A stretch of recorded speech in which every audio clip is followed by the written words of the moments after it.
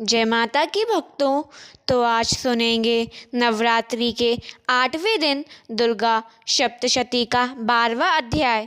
माता भगवती का देवताओं को वरदान देना।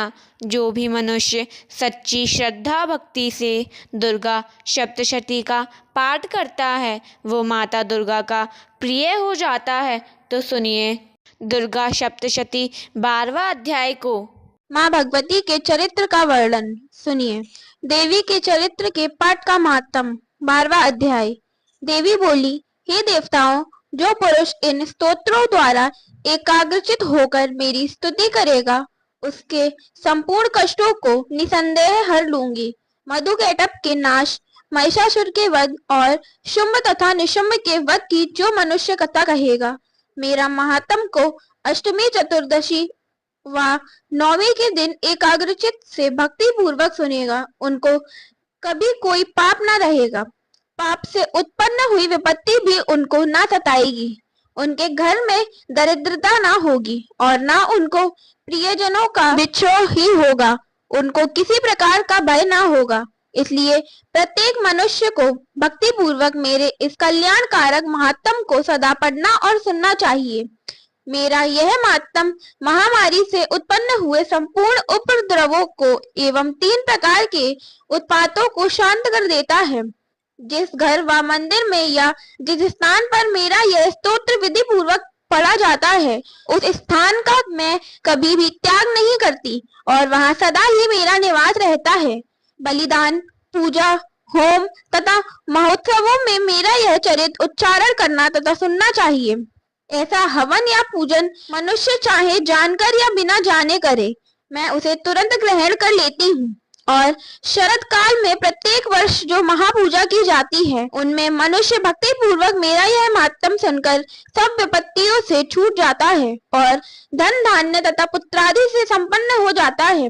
और मेरे इस महात्म व कथाओं इत्यादि को सुनकर मनुष्य युद्ध में निर्भय हो जाता है और महात्म के श्रवण करने वालों के शत्रु नष्ट हो जाते हैं तथा कल्याण की प्राप्ति होती है और उनका कुल आनंदित हो जाता है।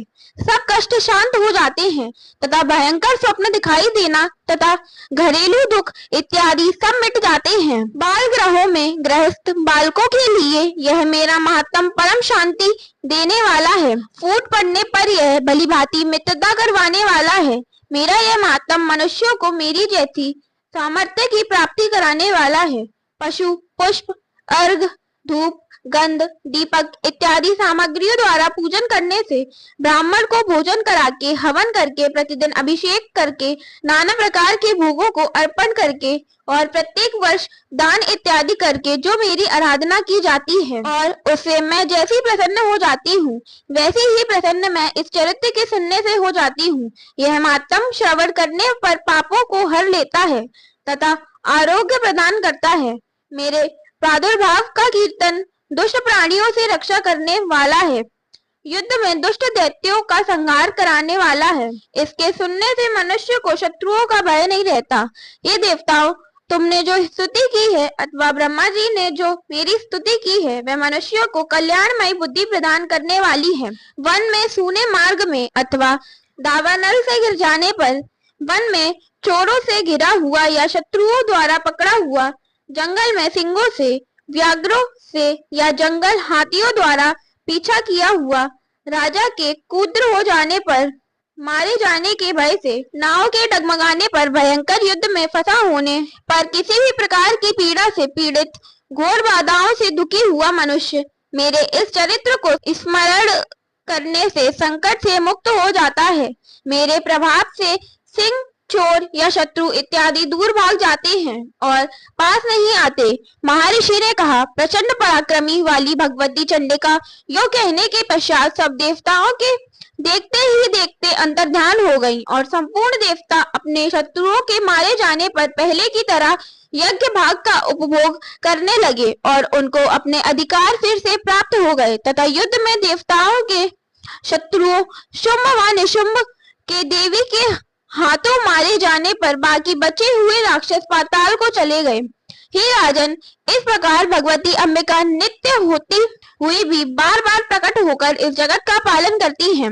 इसको मोहित करती हैं, जन्म देती हैं और प्रार्थना करने पर समृद्धि प्रदान करती हैं। हे राजन, भगवती ही महाप्रलय के समय महामारी का रूप धारण करती हैं और वही संपूर्ण ब्रह्मांड में व्याप्त हैं।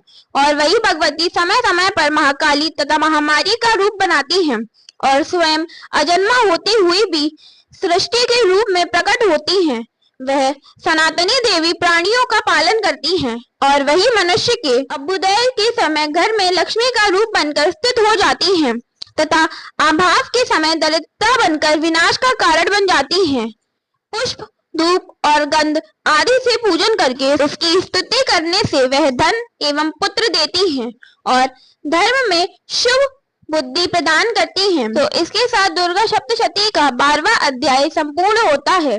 जो मनुष्य दुर्गा सप्तशती अध्यायों का पूर्ण श्रद्धा से श्रवण करता है उसे जीवन में रोग, शोक और भय से मुक्ति मिल जाती है तथा माता रानी की उस पे कृपा होती है। जय माता की।